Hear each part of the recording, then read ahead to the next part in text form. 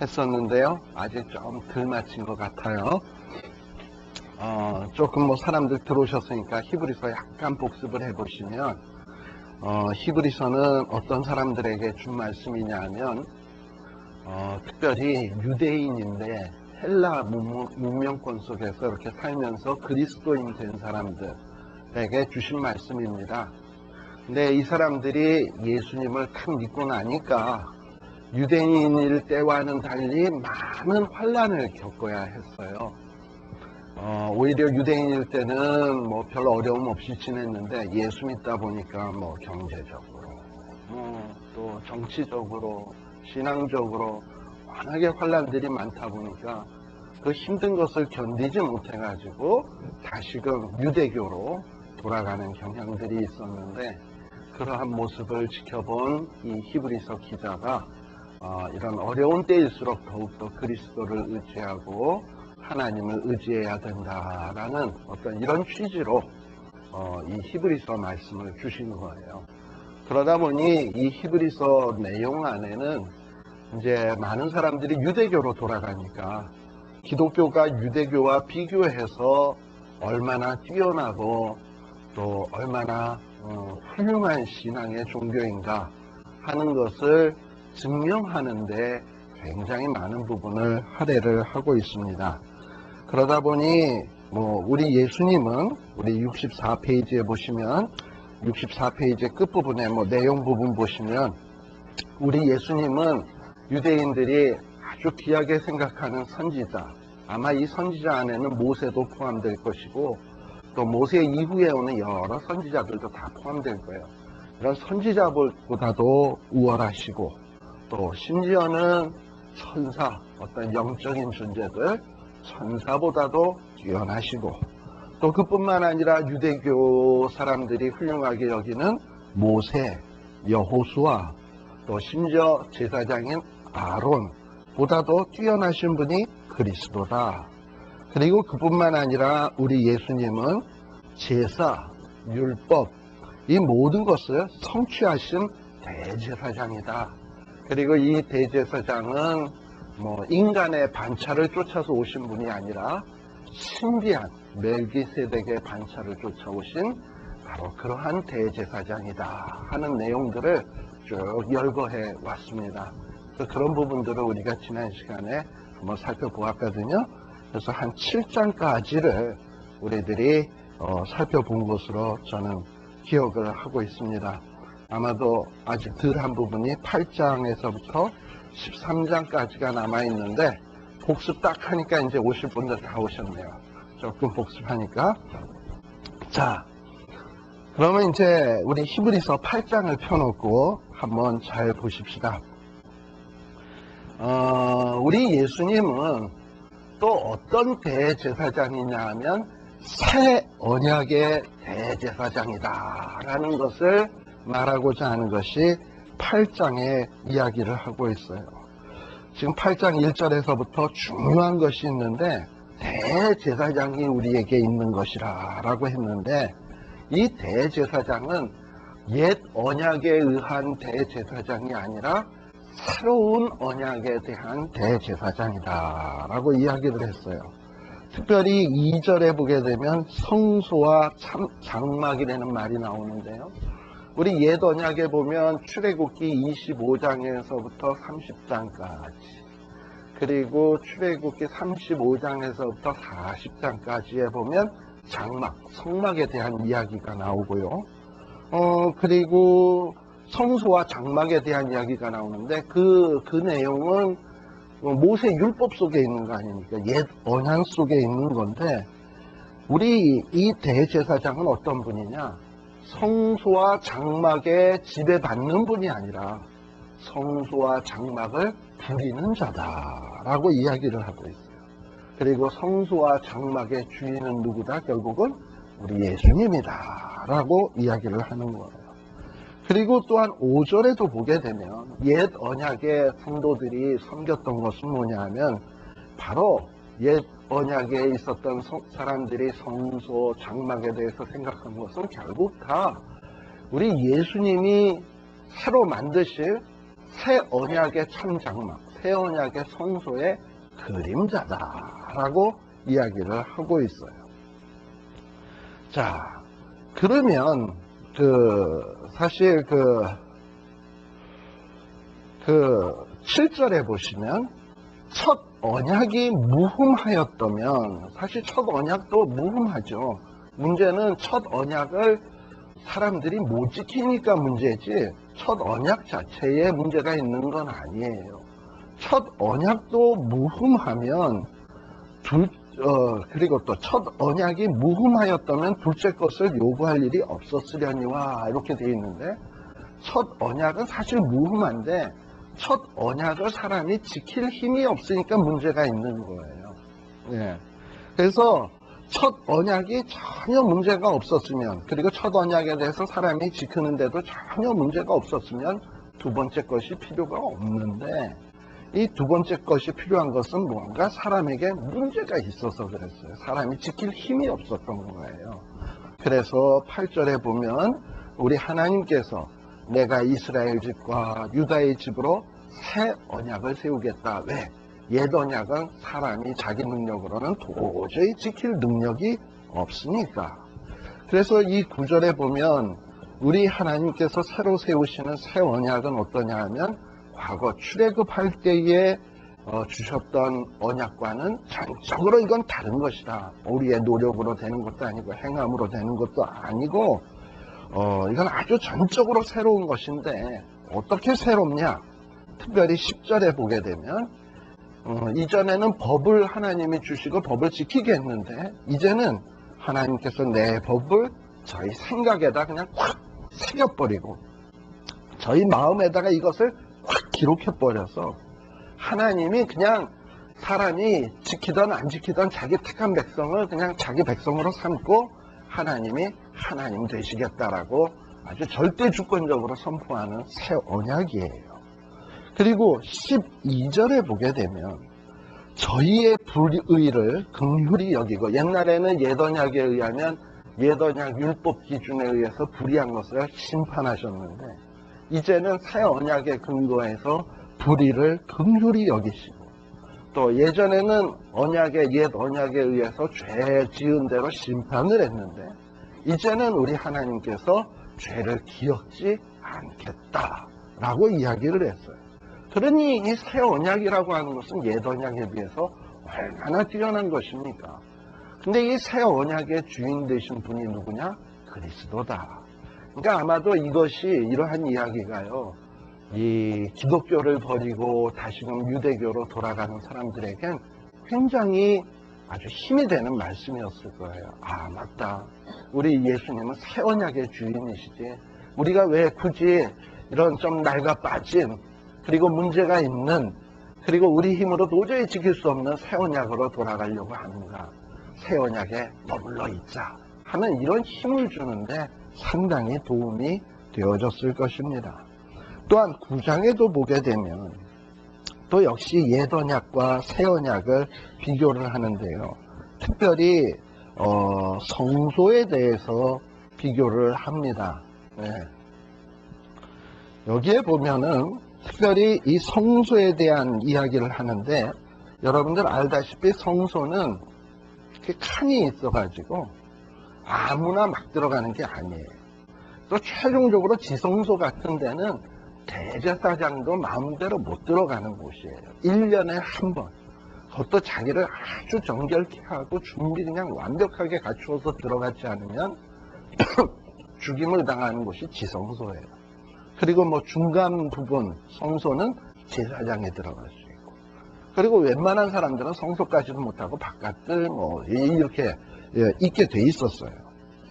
그런데 바로 그런 얘기들이 1절에서부터 한 8절까지 쭉 기록이 되어 있는데, 특별히 7절에 보게 되면 6절과 7절에 보게 되면 제사장들은 아까 첫 장막에 들어가 예를 행한다 그랬잖아요. 제사장은 첫 장막까지는 들어갈 수 있어요.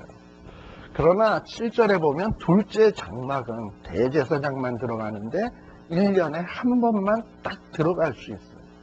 근데 1년에 한 번 딱 들어가는데도 그냥 들어가면 되지 않고 피가 없이 들어가면 안 돼. 그리고 그 피를 가지고 들어가서 백성들의 죄를 속죄하는 제사를 드려야 돼요. 그런데 바로 이 첫 장막과 둘째 장막 사이에는 소위 그 뭡니까? 그 휘장? 휘장이 쳐져 있어가지고 거기 하나 탁 막고 있거든요. 예. 그래서 이 성소에 들어가는 길이 이렇게 함부로 왔다 갔다 할 수 없게 이렇게 탁 막혀져 있단 말이죠. 그래서 여기 8절에 보면 성령이 이로써 보이신 것은 첫 장막이 서 있을 동안에 성소에 들어가는 길이 아직 나타나지 않았다. 뭐 이런 얘기를 해요. 그러니까 우리가 성소가 있을 때 휘막이 딱 쳐져 있었잖아요. 이게 언제 비로소 찢어지냐 하면 우리 예수님이 십자가 지실 때 쫙 찢어지면서 아직 성전 들어가는 것이 허락되지 않았지만 예수님이 딱 십자가 지심으로 인해서 위에서부터 아래로 쫙 찢어지면서 길이 열리게 된 거예요. 그러니 우리 예수님이 하신 말이 맞죠. 내가 곧 진리요 생명이다 라고 얘기하신 것이 맞는 거예요. 그러면서 우리 히브리서 기자는 뭐냐면 이 성소, 이 장막은 비유다. 그리고 이 성소에서 드리는 예물 제사는 사람을 온전케 할 수 없는 거다. 제가 지난 시간에도 이야기했지만 성소에서 드리는 제사의 효과는 템퍼러리라 그랬잖아요. 그때 드리는 그때뿐이고 또다시 죄를 짓게 되면 또 속죄제 드려야 되고 또 1년에 한 번씩 예배 드려야 되고 이뤄야 했다 이 말이에요. 그렇지만은 거기에서 이 피를 갖고 들어갈 때는 일단 1년 동안은 육신으로 지은 죄를 죄를 지었을 때 제사를 드리면 그 육신의 죄를 깨끗게는 해주었어요. 예. 그래서 그런데 우리 예수님은 어떠하냐? 11절서부터가 중요한데 예수님은 어디의 주인이냐 하면은 손으로 짓지 아니한 그야말로 더 크고 온전한 장막의 제사장이에요. 거기에 대제사장인데 더 온전한, 그러니까 그림자의 장막이 아니라 오리지널 장막의 제사장인데 이 제사장도 역시 그 하나님 앞에 나아갈 때 피를 가지고 나아가요. 근데 이 피는 짐승의 피가 아니라 바로 자기의 피로 영원한 속죄를 이루사 단번에 성소에 들어가셨다라고 되어 있어요. 그러니까 이전의 제사장들은 1년에 한 차씩 매년 들어가야 했는데, 그리고 또 그 제사장이 죽고 나면 그 아들 제사장 때 또 들어가고 이렇게 여러 번에 들어가야 되는데 우리 예수님은 자기의 피, 죄가 없으시고 그리고 흠이 없으시고 허물이 없으신 자기의 피를 가지고 들어갔기 때문에 단번에 모든 것을 다 이루셨어요. 13절에 보면 과거 옛 언약의 제물은 어떤 효과가 있었냐면 육체를 정결케 하여 거룩케 하는 능력이 있었다면 지금 우리 예수님은 어떤 능력이 있냐 하면 14절 중간 부분에 보면 양심으로 죽은 행실에서 깨끗게 하고 살아계신 하나님을 섬길 수 있게 하는 능력이 있게 된다 이 말이죠. 그러니까 우리를 거룩게 한다는 얘기죠. 예. 그러니 지금 여기 그 히브리 기자는 이야기하는 게 바로 우리 예수님은 어떤 구약의 제사장들보다도 구약에서 드렸던 어떤 제사보다도 뛰어나신 분이다. 그런데 너희들이 조금 환란이 있다고 해서 왜 옛 언약으로 돌아가려고 하느냐라고 질문을 던지고 있는 겁니다. 그리고 여기에도 보면 18절에 보면 첫 언약도 피 없이 세운 것이 아니에요. 예. 그리고 22절에 보면은 피 흘림이 없은즉 사함이 없어요. 그래서 옛 언약에는 계속해서 피 흘림의 제사를 드렸는데 바로 우리 예수님은 바로 자기의 피로서 모든 것을 정결케 했습니다. 그래서 25절에 보게 되면은 결국 24절부터 봅시다. 결국 제사장이 지성소에 들어가는 이유는 뭡니까? 죄를 속하기 위해서 누구 만나서? 하나님 만나서. 그러니까 하나님이 성소에 와야 되는 거지. 지성소에 있어줘야 이게 대면이 되는 거죠. 그런데 지금 우리 예수님은 어디로 들어간다라고 되어 있냐면 24절에 보면 그림자인 손으로 만든 성소에 들어가지 아니하시고 다이렉트로 그냥 하늘로 하나님 앞에 직접 나아가는 거예요. 그러니까 비교가 안 되는 거야. 제사장들은 성소에 들어가서 하나님이 와줘야만 만나서 뭐 죄사함을 받든지 뭘 어떤 하나님하고 딜을 하든지 말든지 하는데, 예수님은 아예 하늘로 막바로 가셔서 하나님 앞에 자기 피를 드리고 제사를 탁 드렸기 때문에 그 제사야말로 아주 퍼펙트한 제사가 된다라고 지금 이야기를 하는 거예요. 또한 25절도 뭐라고 이 얘기를 하냐면, 대제사장은 해마다 다른 것의 피로서 성소에 들어가요. 해마다 계속 다른 제물을 잡아가지고 들어가지만은, 그리고 그렇게 들어가지만은 우리 예수님은 그렇게 해마다 할 필요가 없어. 자주 또 제물을 바꿀 필요도 없어요. 왜냐? 26절에 보면 예수님은 아예 그냥 단번에 제사로 드려 죄를 없이 하려고 세상 끝에 나서 과거의 죄, 현재의 죄, 미래의 죄까지 한목에 그냥 다 해결을 해버리셨다 이 말이에요. 그것이 바로 26절에도 나오고 28절에도 나오고. 그러니까 이런 히브리서의 말씀을 우리가 잘 보면서 한번 깊이 묵상해 볼 필요가 있어요. 사실 우리들이 계속 얼마나 많은 죄를 거듭 짓습니까? 그런데 옛 언약에 의하면 얼마나 많은 속죄죄를 지어야 될까요, 사실? 근데 우리는 지금 돈도 수억 들었을 거야. 여태까지 지은 죄 문제 해결하려면, 옛 언약식이라면 말이죠. 거기에다가 조금 능력 있는 자들은 소, 양, 염소쯤 되잖아. 이것도 뭐 가격 솔찬히 많이 들걸요. 근데 뭐 또 돈 없는 사람은 뭐 비둘기나 새 같은 거 드리긴 하지만, 제가 볼 때 여기는 대개 염소급 이상은 다 될 것 같은데 그쯤 되는데, 이 염소급 되는 사람들을 염소급 되는 사람이 아니지, 염소를 매번 죄 지은 만큼 잡아들였다 그런다면 아마 집을 사도, 그 돈을 가지고 집을 사도 몇 개는 샀을걸요. 그런데 이제는 뭐냐면 예수님의 보혈의 피에 의지해서 주님 나를 용서하여 주시옵소서, 예수 이름으로 기도합니다. 끝. 얼마나 감사해요. 그러니까 우리 예수님이 우리를 위해서 단번에 속죄되며 모든 우리를 의롭게 하기에 충분한 제사를 드려줬다는 것은 생각할수록 우리의 마음속에 감격이 복받쳐 올라야 돼요. 그리고 그 감격 때문에라도 내 남은 인생 주를 위해서 살아야 되겠구나, 그리고 정말 주님 앞에 감사해야 되겠구나 라고 우리들이 생각해야 합니다. 10장에도 보세요. 율법은 뭐다? 그림자다. 그리고 해마다 드려야 되는데, 그러나 이것이 항상 우리를 온전케 하냐면 그 기능은 템포러리밖에 못해요. 그리고 4절에도 보면 황소와 염소의 피, 10장 4절, 능히 우리의 죄를 싹 다 씻을 수 없어요. 그런데 우리 하나님께서 이런 어떤 옛 율법의 한계 때문에 우리 하나님께서 한 몸을 준비하셨는데, 그 한 몸은 황소와는 달리 정말 흠이 없고 티도 없고 완벽한 제물이죠.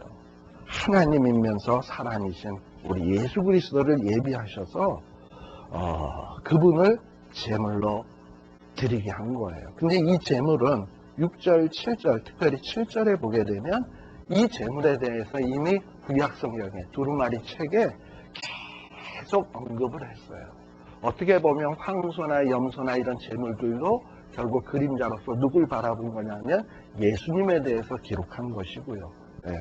그러니까 결국은 예수님께서 십자가 지시면서 하신 말씀이 뭐냐면, 나는 하나님의 뜻을 행하러 왔다. 결국은 십자가 위에서 숨을 거두시면서 다 이루었다.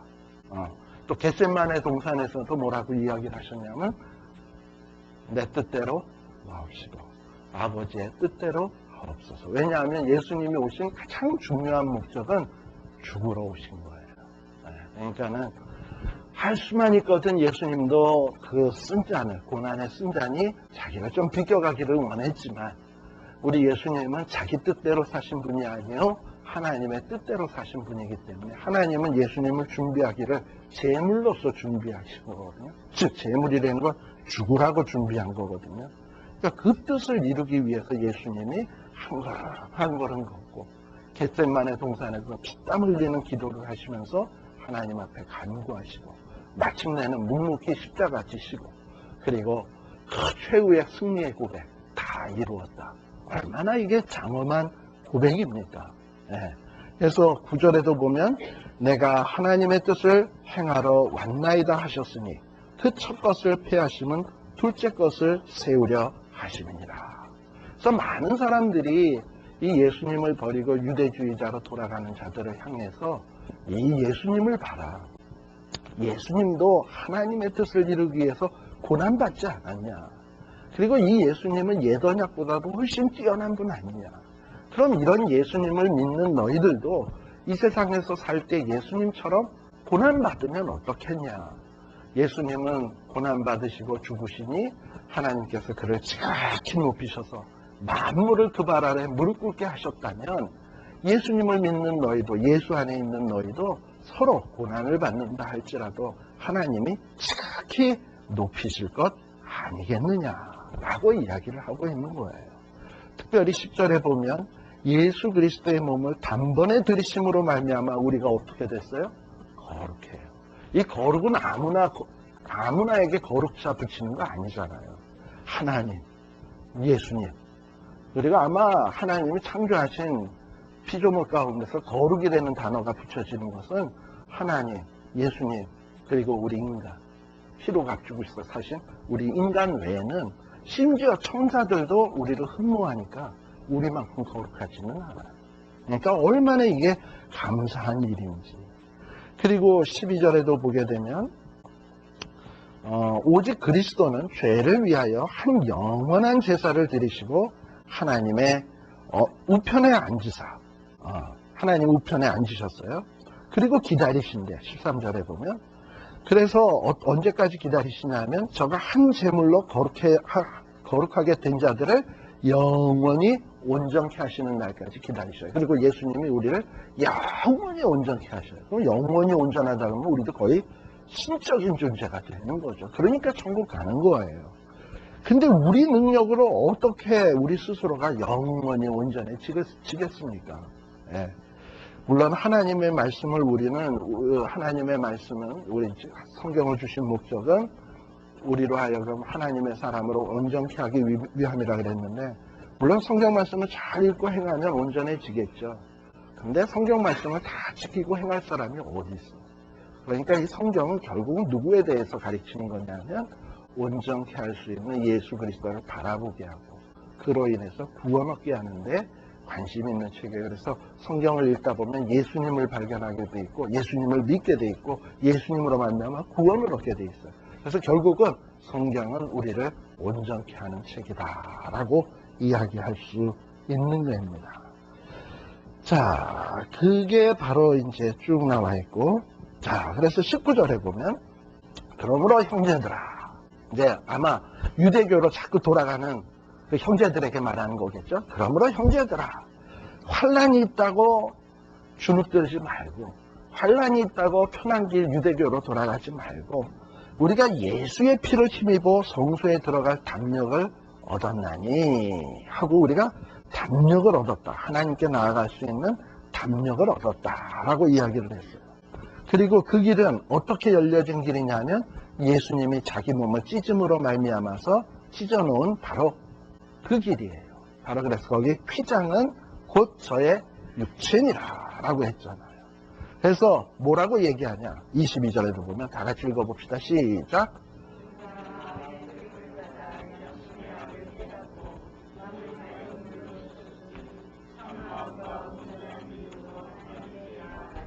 이거는 무슨 얘기입니까? 우리가 예수로 말미암아 깨끗하게 이제 씻어졌으니 이제부터는 그런 깨끗한 참마음 그리고 온전한 믿음을 가지고 누구에게 나아가자? 하나님께 나아가자. 근데 이 하나님께 나아가는 게 내가 깨끗해졌으니까 나만 나아가는 것을 하나님은 원치 않으세요. 어떻게 나아가기를 원하시냐?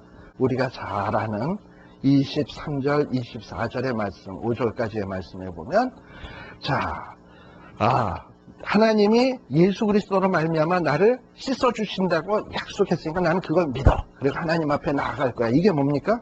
믿음이죠. 그리고 그 믿음이 있는 자에 대해서 하나님은 결코 배반 안 해. 하나님은 어떤 분이냐면 미쁘신 하나님이에요. 미쁘다라는 거는 하나님이 신실하다는 얘기예요. 페이스풀하다는 얘기예요. 그러니까는 하나님은 신실하시니까 반드시 이 약속 지킬 거예요. 우리를 깨끗게 하시고 온전케 하시고 한 마음으로 하나님 앞에 나올 수 있도록 해주실 거예요. 그러니까 우리가 흔들리지 말고 소망을 움직이지 말고 굳게 잡아서 나만 하나님 앞에 나아가지 말고 주변에 자꾸 환난을 당해서 유대교로 돌아가는 사람, 믿음이 약해져서 뒤처지는 사람, 또는 안 믿는 사람까지도 서로 돌아보아서 사랑과 선행을 격려하면서 모이기를 패하는 어떤 사람들의 습관과 같이 하지 말고 예수님 재림하신 그날까지 서로 격려하면서 함께 나아가기를 힘쓰라는 거예요. 바로 이것이 우리 하나님이 원하시는 일입니다. 바로 그래서 교회는 뭐냐? 바로 이 일을 실천하는 것입니다. 그래서 교회 안에서 나만 열심히 봉사하고 나만 열심히 신앙생활 잘하면 되지, 나만 신앙생활 잘하면 그러면 되지, 전도 굳이, 주변에 있는 사람 신방 굳이, 주변에 있는 사람 격려하는 거 굳이 내가 할 필요 뭐 있나, 목사님이 다 알아서 하겠지, 이렇게 생각하지 말고 서로 돌아보아 사랑과 선행을 격려하며 하나님께 나아가는 일을 서로 권하면서 힘써야 되는 거예요. 이게 하나님이 기뻐하시는 일입니다. 이것이 복음을 제대로 잘 아는 자가 마땅히 힘써야 될 일이에요. 그 다음에 26절에서부터는 어떤 이런 적그리스도에 대한 이야기가 좀 나와 있어요. 제가 서론에도 이야기했습니다만 특별히 이 당시에 많은 이런 신자들을 유혹하는 것이 뭐냐면 율법주의자들, 다시 말하면 복음으로만 구원받는 게 아니라 율법을 행해야 된다라고 미혹해하는 자들, 또는 천사 숭배와 같이 어떤 영적인 것을 숭배하려고 하는 영지주의자들, 이런 자들이 틈틈이 우리 이 예수 믿는 사람들을 노리고 넘어뜨리려고 하고 있었어요. 그런데 이런 자들도 어떻게 보면 이들도 처음에 예수님에 대해서 전혀 모르는 자는 아니었던 것 같아요. 아마 교회 안에 예수 믿는 자처럼 들어왔던 것 같아요. 그래서 여기에 보면은 진리를 아는 지식을 받은 후 짐짓 죄를 범한 즉, 여기서 말하는 짐짓이라는 말은 아주 의도적으로 그리고 계속적으로 하나님 앞에 반역하는 것을 뜻합니다. 그러니까 마치 뭐와 같으냐 하면 이단들, 처음에 이단들도 교회 안에서 똑같은 성경, 똑같은 교회에서 신앙생활 출발한 것 같으나 어느 순간서부터 박태성 같은 사람 같은 경우에는 자기가 재림 예수다 이러고 주장을 해서 끊임없이 곁길로 나가면서 회개하고 돌이킬 생각을 안 했거든요. 바로 그런 자들을 얘기하는 거예요. 근데 이런 이단과 같은 이런 자들에게는 하나님이 무서운 심판이 기다리고 있다. 대적하는 자를 소멸할 맹렬한 불만 있으리라 라고 이야기를 했어요. 특히 29절에 보면 하나님의 아들을 밟고 예수님이야말로 구세주인데 자기가 재림 예수라고 하고, 문성명 같은 경우에 자기는 달, 별, 문, 선, 그 다음에 명 얼마 전에 헬기 떨어져가지고 다쳤잖아요. 그 양반 어떻게 됐나 모르겠네. 참 이상하게 그런 인간들은 오래도 살더라. 헬기 떨어져도 단박에 가지도 않고 참 왜 또 그렇게 사는지 몰라. 또 이북에 계신 미스터 김도 한번 탁 쓰러졌으면 그냥 갈 것이지 또 양치질도 한다 그러고 왜 그러는지 몰라. 아무튼 근데 이런 자들이 적그리스도자들이 하나님을 멸시하고 아들을 밟고 자기를 거룩하게 한 언약의 피를 부정한 것으로 여기고 은혜의 성령을 욕되게 하는 자. 즉 이게 무슨 얘기냐면 예수 그리스도의 보혈로 구원받냐? 예수 믿는다고 어떻게 우리가 천국에 가냐? 이건 다 뭐냐 하면 예수의 언약의 피를 부정하는 것이고요. 성령을 욕되게 하는 거예요. 그런 자에게 예비한 형벌이 얼마나 중하겠느냐? 너희는 깊이 생각하라 했어요. 그러니까 세상에서 가장 큰 죄는 뭐냐? 살인도 용서받거든요. 간음도 용서받고 다윗이 그랬잖아. 근데 뭔 용서 못 받냐 하면 예수 그리스도의 피를 별 볼 일 없는 것으로 여기는 자. 그것 가지고 우리가 구원 얻는다고 믿지 못하는 자. 이런 자는 하나님께서 용서 안 해요. 바로 지금 그런 얘기를 하고 있는 겁니다. 그 다음에 32절서부터는 제가 이게 바로 히브리서의 배경이라 그랬잖아요. 32절에 보면 히브리 기자는 이 히브리서를 받는 성도들에게 이런 얘기를 합니다. 전날에 너희가 빛을 받은 후에, 다시 말하면 복음을 믿고 예수를 믿게 된 다음에 고난의 큰 싸움을 겪었는데 그때 많은 인내하고 참는 사람들이 있었겠죠. 제가 얘기했지만은 사도 바울이 네로에 의해서 죽고 그 다음서부터 대대적인 로마의 기독교인의 대박해가 있다 그랬잖아요. 바로 그것이 고난의 큰 싸움일 거예요. 이때에 많은 사람들은 순교당하고 살아있는 자들도 큰 환난을 겪고 참아야 했을 거예요. 그리고 33절에 보면 어떤 사람들은 비방과 환난으로서 사람에게 구경거리가 되고, 그래서 원형 경기장에 끌려가기도 하고, 원형 경기장에서 검투사가 되기도 하고, 아니면 호랑이밥, 사자밥이 되기도 하고, 또 불고기가 되기도 하고, 아무튼 이런 일들이 있었고, 또 가족 중에는 그렇게 해서 환난당해서 죽은 사람이 한두 명씩은 다 있단 말이지. 예. 이런 일들이 있었다. 이거예요. 그런데 이렇게 우리가 환난을 기쁘게 당하는 것은 어떤 상급이 있냐? 더 낮고 영무한 산업이 있는 줄 알미라. 34절.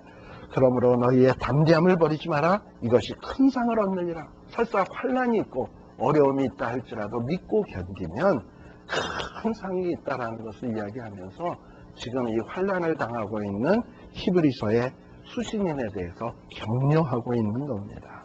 그래서 36절에도 보면 너희에게는 이 환난 시에 인내가 필요하다. 그리고 이 인내가 있으면 반드시 약속을 받게 돼 있다. 그리고 잠깐 후면 예수님이 오실 것인데 지체치 아니할 것이다. 이 믿음을 가지고 설사 힘들어도 의인은 어떻게 사는 거다?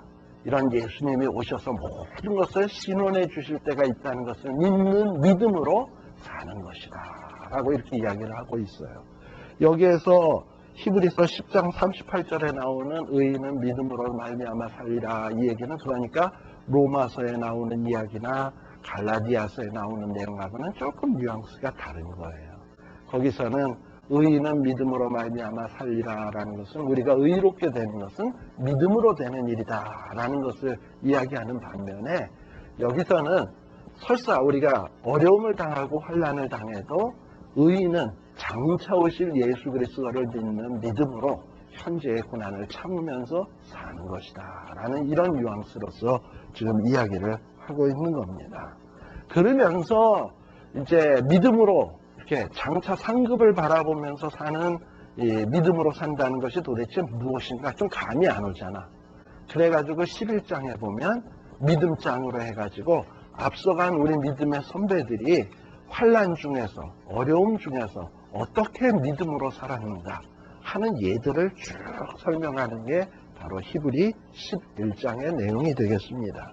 그래서 여기 뭐라고 되어 있냐면은 믿음은 바라는 것들의 실상, 미래에 대한 얘기죠. 지금은 환난 당하지만 우리 하나님이 갚아주실 것이다 바라잖아요, 우리는. 그리고 그 일은 아직 우리 눈에는 보이지 않지만 그렇고 될 걸로 우리는 믿잖아요. 보이지 않는 것들의 증거니 우리 앞서간 선진들, 믿음의 선배들이 바로 이렇게 살았다라고 이야기를 하는 거예요. 그래서 여기에 보면은 또 특별히 6절에 보면 믿음이 없이는 뭘 못한다?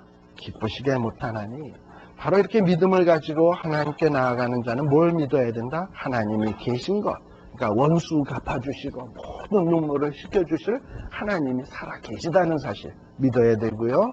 그 다음에 자기를 하나님께 의지하려고 하고 하나님께 나아가려고 하는 자들에게 반드시 하나님은 미래에 상 주시는 이심을 믿어야 할지라 라고 이야기를 하고 있어요. 그래서 이런 믿음이 있으면 환난을 이길 수 있어요. 그래서 이 히브리 기자는 이제 믿음의 선배들에 대해서 이야기를 하는데, 특별히 4절에 보면 아벨은 가인보다 더 나은 제사를 드렸는데, 뭘로 더 나은 제사를 드렸다고요? 믿음으로. 자, 이게 도대체 어째서 이게 아벨이 드린 제사가 가인의 제사보다 더 믿음이라고 할 수 있나? 그 힌트를 알 수 있는 게 아까 뭐냐면 피 흘림이 없은즉 사함이 없다. 그러니까 아마도 가인에게는 그 사실에 대한 믿음이 있었던 거예요. 그래서 피 흘리는 제사를 드렸고, 아벨은 뭐 피 흘림이 없은즉 사함이 없어, 아무거나 드리면 되지. 그러니까 하나님의 말씀에 대한 믿음이 확고하지 않으니까 그냥 자기 있는 거 그냥 아무거나 푹 드리는 거예요. 그건 믿음이 없는 거예요. 그러니까 아벨은 믿음의 제사를 드린 것이고, 가인은 믿지 않는 제사를 드린 것이고, 이런 거예요. 그런데요, 오늘날에도 하나님 앞에 예배를 드릴 때 믿음으로 드리는 자가 있고 아주 형식적으로 드리는 사람들이 있습니다. 우리가 사실 주일날 예배 보러 갈 때 이 예배는 하나님이 받으시는 예배다 라는 이런 믿음이 있잖아요. 진짜 근데 그런 믿음이 있으면 예배 보러 갈 때 우리의 자세가 다릅니다. 왜냐하면 잘 준비해서 마음의 준비를 하고 하나님에게 받으실 만한 예배를 드려야지 하고 내 마음을 준비하고 가서 드리는데, 그런 믿음이 없이 그냥 습관에 대해서 가는 사람은 예배 뭐 맨날 참석하는 거 그거 뭐 하나님이 받나? 그냥 가는 거지. 목사님한테 오늘 나 출석했습니다. 얼굴 도장 깡 찍으러 가는 거고, 주변에 있는 사람이 저 양반은 뭐 권사가 돼가지고 집사가 돼가지고 교회도 빠져먹고 이런 소리 안 들으려고 간다면 그럼 믿음의 제사라고 할 수 없죠. 그래서 아벨은 어떻게 했냐? 보이지는 않지만 하나님이, 눈에 보이지는 않지만 하나님이 살아계신 것을 믿었고, 그리고 하나님께 나아가는 자에게 상 주시는 것을 믿었고, 또 피 흘림이 있어야 죄사함이 있다는 것도 믿고, 그런 제사를 드릴 때 하나님의 기뻐 받으셨어요. 바로 믿음이라는 게 그런 거예요. 또 믿음으로 에녹은 죽음을 보지 않고 옮기웠다라고 5절에 되어 있는데, 에녹은 어떤 사람입니까? 우리 구약에서 이미 이야기했지만 특별히 에녹은 65세 될 때까지 제가 볼 때는 에녹은 특별히 하나님을 잘 섬겼던 사람 같지는 않아요. 그런데 65세 때 누구를 낳냐 하면 무두셀라를 낳습니다. 근데 무두셀라라고 하는 이 이름의 뜻은 하나님께서 죽음을 보내겠다, 즉 심판하겠다라는 의미예요. 다시 말하면 이 무두셀라를 달라는 이름을 지을 때 이 에녹은 깨달은 바가 있었을 것 같아요. 이 에녹이 뭐 자기 아들의 이름을 지을 때 죽음 보냄, 야 죽음 보냄 이러고 이름 지었겠어요? 그건 하나님이 지어주지 않았으면 지을 수 없는 이름이지. 그러나 그 아이를 볼 때마다, 이름을 부를 때마다 야 죽음 보냄 일로 와봐, 야 죽음 보냄 일로 와봐 이러면 에녹은 굉장히 쇼킹했을 거예요. 특히 여러분들이 집에서 심심하시면 그 창세기의 그 에녹의 족보에서 그 누가 몇 세에 누구를 낳고 누가 몇 세에 누구를 낳고 그 계산을 한번 쭉 해보세요. 그리고 특히 뭘 중점적으로 계산을 하시냐면 죽은 연대. 아담이 죽은 연대가 몇 세냐면 930 몇 살이야. 그러면 그 계산을 하다 보면 에녹이 무두셀라를 낳을 때까지 아담이 살아 있었나 안 살아 있었나 계산하면 계산 나와요. 보면 죽은 사람이 한 사람도 없어. 그러니까 에녹이 무두셀라를 낳을 때까지 성경에 나와 있는 인물들의 그 나이를 계산을 해보면 아담이 누구를 낳고 누가 누구를 낳고 한참 내려가잖아요. 아담까지 다 살아있었어. 그러니까 그때까지 죽은 사람 딱 한 사람 있어. 성경상의 기록에는 누구? 아벨 하나밖에 없어. 그러니까 에녹은 자기 살아있는 동안에 죽음이라는 걸 체험을 못한 사람이야. 아벨 할아버지 외에는. 근데 아벨도 자기 직접 할아버지는 아니잖아. 그 다음에 셋의 후손이니까 아벨 외에는 죽음이라는 걸 전혀 모르는 사람이에요. 그런데 느닷없이 하나님이 무두셀라를 낳고 죽음 보낸다. 이거는 청천벽력 같은 사실이고 새로운 사실이에요. 그러니까 아마 세상에 다른 사람은 죽음이라는 개념도 없고 죽음이 온다는 개념도 없는데, 죽음에 대한 얘기가 한 번 또 딱 있었지. 선악을 알게 하는 나무를 따먹는 자는 정령 죽으리라. 그러나 그때까지도 계속 사람들이 죽는 일이 없었거든요. 그렇잖아. 아니, 성경에 보면 죽은 사람이 없다니까요. 그때까지 계산해 보면 죽은 사람이 없어요. 아벨 외에는. 그러면 선악을 알게 하는 나무를 따먹었는데도 안 죽고 있는 거야. 그러면 사람들의 마음속에 무슨 생각이 드냐면, 아, 하나님이 좀 뻥친 거구나. 죽는다 그래놓고 안 죽는구나. 그냥 사람은 이렇게 영원히 사는 건가 보다. 뭐 이러고 있었을 거예요. 그러니까 사람들이 방자해가지고 노아 시대 때에 범죄하고 세상의 죄악이 관영했어요. 그리고 하나님이 보시고 한탄하서 쓸어버리기로 작정하셨잖아요. 그러니까 이게 바로 에녹의 아들이 무드셀라고 무드셀라의 아들이 라멕이고 라멕 다음에 노아거든요.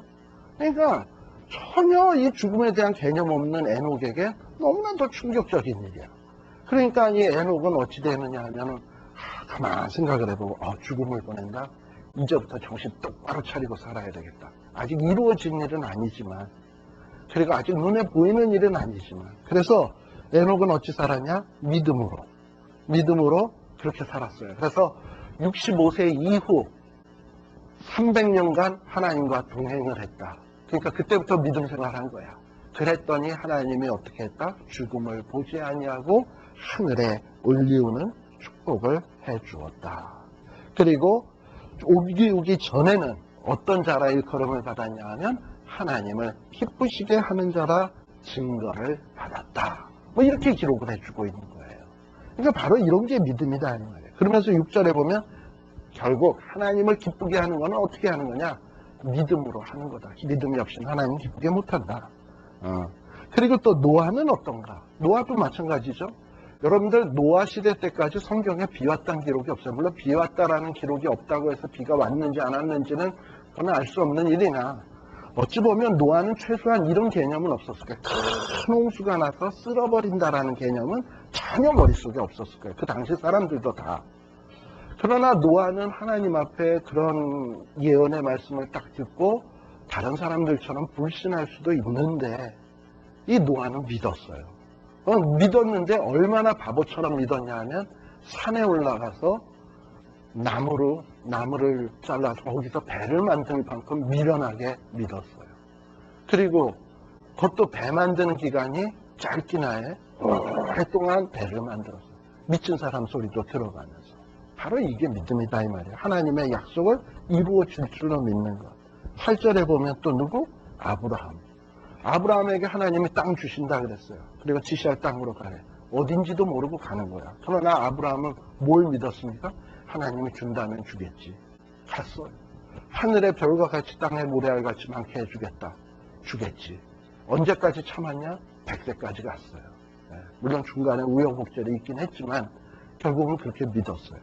심지어는 누구도 그렇게 믿었냐? 11절에 보면 사라도 나이 늙어 단산하였으나 잉태하는 힘을 얻었으니 이는 약속하신 이를 미쁘신 줄 알미라. 아마도 사라도 웃기는 웃었지만은 하나님이 주신다면 주나 보지. 웃었다가 정신 바짝 차리자 하고서 믿었나 보죠. 그래서 이미 다 애를 낳을 수 없는 능력이 되었지만 믿었어요. 그랬더니 어떻게 되었냐? 12절에 보면 그 아브라함과 사라의 후손이 하늘의 허다한 별과 해변의 무수한 모래와 같이 많이 생육하였느니라. 그러면서 지금 이런 믿음의 사람들은 다 믿음을 따라서 살다가 죽었고 그들이 아직도 확실한 약속은 받지는 못했지만 그러나 멀리서 보고 환영했다. 이렇게 이야기를 하고 있어요. 그리고 또 이들은 땅의 소망을 두고 사는 자들이 아니라 16절에 보면 이런 믿음의 사람들은 땅의 소망을 두고 사는 자가 아니라 이제는 더 나은 본향을 사모하는 자들이었어요. 우리 빌립보서를 이야기하면서도 이야기했죠. 우리의 시민권은 하늘에 있는지라. 그런데 많은 빌립보에 있는 사람들 가운데서는 그 도시가 잘 먹고 잘 사는 도시고 아주 번영하는 도시니까 자기의 배를 섬기고 저희의 신은 배요. 땅의 것만을 생각하는 자라라고 돼 있잖아요. 그런데 믿음의 사람들은 뭐냐? 더 나은 본향, 하늘에 있는 것, 이런 것을 바라보면서 사는 사람. 이게 바로 믿음의 사람이다 라고 이야기를 해요. 그리고 아브라함의 믿음은 어디까지 갔느냐 하면 19절에 보시게 되면 저가 하나님이 능히 죽은 자 가운데서 다시 살리실 줄로 생각한지라. 이게 무슨 얘기냐면 이삭을 바칠 때 아마도 아브라함이 이삭을 바칠 수 있었던 이유는 뭐냐 하면 어떤 사람은 뭐 이런 얘기도 해요. 당시에는 무슨 인신제사의 풍습도 있으니까 혹시 아브라함이 거기에 오염돼서 이게 뭐 이삭을 바치려고 한 거 아니겠냐, 그런 생각이 있었던 거 아니겠냐. 사실 그 이후에 보면 누굽니까? 그 사사기에 보면은 그 딸을 바치는 입다 같은 경우에 내가 처음에 나를 마중 나오는 걸 바치겠나이다 했잖아요. 그러니까 많은 사람들이 위대한 신앙인들도 그런 어떤 잘못된 문화적 관습에 오염되는 경우들이 있거든요. 그러니까 아브라함도 그렇게 보는 사람이 있는데, 근데 히브리 기자는 뭐라고 되어 있냐 하면은 능히 죽은 자 가운데서 다시 살릴 줄로 생각한지라 라고 했던 것은 하나님이 나한테 약속하기를 하늘의 별, 땅의 모래알같이 후손을 많게 해준다고 했는데, 내가 만일에 이삭을 바쳐도 하나님은 그 약속을 지키기 위해서 이삭을 살릴 거다. 이 믿음이 있은 거예요. 내가 이삭을 설사 하나님 앞에 바쳐서 죽인다 할지라도 하나님은 살려줄 거다. 그러니까 완전히 그냥 하나님 앞에 하나님이 약속한 게 있으니까 난 죽입니다. 알아서 살리든지 죽이든지 하나님이 약속의 하나님은 살려주시죠. 나 그렇게 믿고 갑니다. 완전히 똥배짱으로 간 거예요. 이런 믿음. 바로 이것이 아브라함의 믿음이었어요. 그리고 여러분들 이삭이 야곱과 에서에게 이렇게 축복할 때 보면 얼마나 놀라운 예언들을 합니까? 미래에 있을 일들, 특히 야곱에게 축복하면서 그런 것들이 뭐냐 하면 장래, 아직도 이루어지지 않았지만 보이지 않는 것들에 대해서 보고 그리고 그거에 대해서 증거하는 이런 사람들.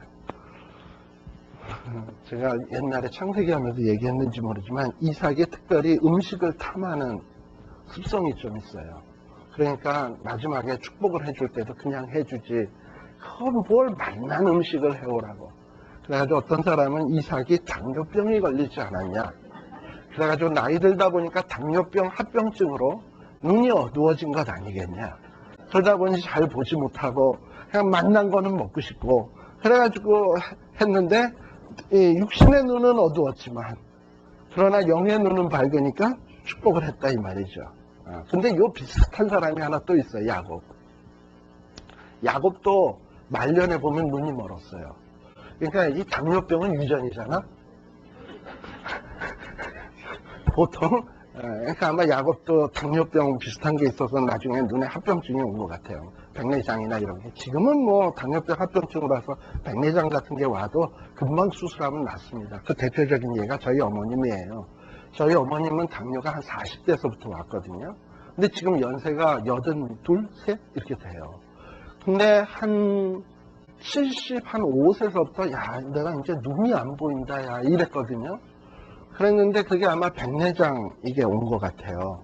그랬는데 이제 저희 매형이 안과 의사거든요. 한국에서 꽤 유명한 안과 의사예요. 그래가지고 이렇게 보시더니 수술 한번 하죠. 이제 때가 된 것 같습니다. 했더니 수술을 탁 했어요. 야 새로운 세상이 열렸다. 우리 어머님이 그러셔요. 다 보이신데 이제는. 뭐 그러신데 최근에는 또 심장이 안 좋으시, 심장도 이것도 당뇨 합병증이에요. 혈관이 자꾸 좁아지어가지고 이 관상동맥 한 3군데가 탁 막혔어요. 그래서 이거를 뭐 이렇게 넣어가지고 내시경으로 뚫고 뭐 이런 일들을 하셔서 또 이제 그 전에 숨이 찼는데 엊그제 전화하니까 야 이제 살 것 같다 야 또 이러시거든요. 근데 지금은 또 뭐 여러분들한테 기도 부탁해야 될 것이 뭐냐면 그때 병원에 갔는데 저희 어머님이 이 혈액 검사를 했는데 헤모글로빈 수치가 자꾸 떨어진대요. 근데 이런 연세 많은 분 같은 경우에 헤모글로빈 수치가 떨어지는 데는 이유가 있잖아요. 그럼 속에서 출혈이 있을 때, 장이나 위장 같은 데, 출혈이 있을 때, 헤모글로빈 수치가 빈혈이 생기고 헤모글로빈 수치가 떨어진대요. 그래서 의사가 제 처가 한국에 나가 있었잖아요. 제 처한테 비등하기를 좀 종양이 의심된다. 위나 장에. 그러니까 일종의 암이죠. 그런 게 의심이 된다. 근데 이제 또 연세 많은 분들은 또 암이 있어도 그 암세포가 확산을 안 하잖아요. 굉장히 천천히 되기 때문에. 그런데 그런 게 의심이 된다 그래가지고 9월 22일 날 얼마 안 남았죠. 22일 날 그 위와 장 그리고 모든 이 소화기 계통의 내시경을 보기로 했어요. 그러니까 여러분들이 좀 기도를 좀 해주십시오. 그래서 어머니 보고 내시경 하라고 그랬대. 야, 그걸 내시경 또 하냐? 설사 뭐가 있다 하더라도 나 이제 이렇게 살짝 갈랜다. 이미 다 덤으로 사는데 이렇게 얘기를 하시는데 어찌됐건 합시다 해서 하기로 약속은 받아놨어요. 그러니까 뭔 얘기하다 이 얘기까지 왔지? 어쨌든 이삭과 야곱 얘기했잖아요.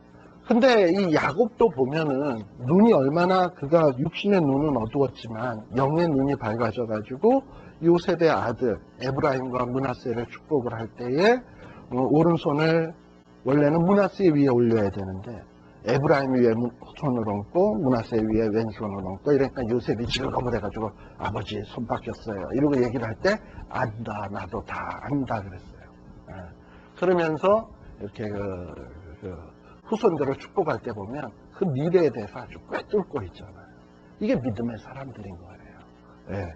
그래서 이삭, 야곱, 요셉 다 마찬가지예요. 이 미래에 대해서 아주 꿰뚫고 있었어요.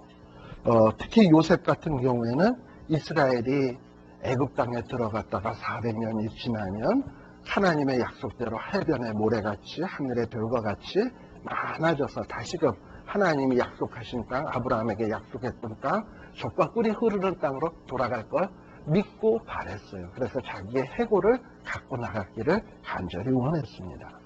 또한 모세도 역시 여기에 보면은 뭐라고 되어 있냐.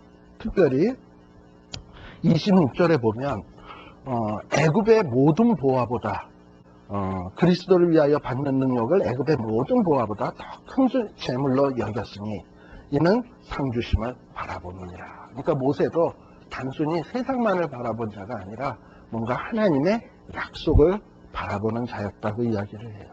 그리고 그 다음에 뭐 가나안 정복이라든지 31절에 나온 기생라합 다 이런 믿음의 소유자들이었습니다. 그러면서 히브리 기자는 뭐라고 얘기하냐면 32절에 보면 내가 무슨 말을 하리요? 이 밖에도 많은 신앙의 영웅들이 있는데 기드원, 바락, 삼손, 이따, 다윗, 사무엘 뭐 기타 선지자들에 대해서 말하려면 내가 시간이 부족하리로다. 저 역시 이거 얘기하려면 시간이 부족하죠. 예. 그런데 어쨌든 여기서 우리가 알 수 있는 사람들이 있어요. 저희가 나라들을 이기기도 하며 사사들, 다윗왕 뭐 이런 사람들 약속을 받기도 하며 사자들의 입을 막기도 하며 누구? 다니엘. 그 다음에 불의의 세력을 멸하기도 하며 칼날을 피하기도 하며 뭐 주주주는 많은 믿음의 선배들이 그랬죠. 그런데 이런 사람들이 믿음 때문에 어찌 살았냐 하면 36절부터 봅니다.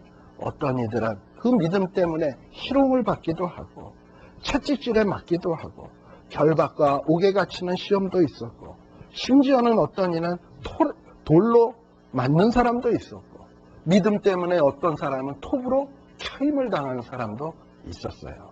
예. 그리고 어떤 사람은 양의 염소 가죽을 입고 광야에서 정말 홈리스처럼 정말 먹지도 못하고 그를 죽여 사는 사람들이 있었는데 바로 이런 사람들이 다 누구냐? 믿음의 사람들이다. 그리고 성경은 분명히 이야기하기를 38절 이런 사람은 세상이 감당치 못한다. 그럼 이런 사람은 누가 감당하겠습니까? 하늘나라. 하늘나라가 감당할 사람이에요. 저는 여러분들이 바로 이 히브리서를 읽으면서 이 히브리서 뒷부분에 여러분들의 이름도 새길 수 있었으면 좋겠네요. 예. 그래서 정말 이런 믿음의 사람들을 쭉 얘기하는 이유는 어려운 인생사, 괴로운 인생사를 살아가는 사람들에게 적당히 타협하면서 고생 피해서 주님에 대한 신앙을 배반하려고 하는 자들에게 큰 용기가 되어지는 말씀입니다. 그래서 나중에 혹 여러분들이 믿음 생활하는데 힘들고 괴롭거들랑 한번 히브리서 11장을 펴놓고 다시 한번 한 사람 한 사람 곱씹어 보세요. 아브라함이 갈 바를 알지 못하고 갔다. 참 말은 간단하지만 여러분들 지도를 탁 펴놓고 아수르에서부터 가나안 애굽까지의 그 경로를 생각을 해봐. 그 시절에 차도 없고 그냥 낙이랑 애들 데리고 이러고 갈 때에 얼마나 생고생했겠습니까? 그러나 그가 믿음으로 발걸음 하나씩 하나씩 걸었다는 걸 생각을 해보고요. 우리가 지금 고난당하는 건 그의 고난과는 비교도 안 되지. 그러니까 우리가 조금 힘들다고 주님 앞에 대해서 불평하고 원망하는 것, 얼마나 이게 사치스러운 일들인가 하는 것을 우리가 믿음 때문에 토백혈무로까지 당했습니까? 그런데 믿음의 사람들이 이랬거든요. 그래서 정말 우리들이 세상이 감당을 할 수 없는 이런 믿음의 사람, 이런 사람들이 될 수 있기를 간절히 바랍니다. 잠시 쉬었다 또 가도록 하겠습니다.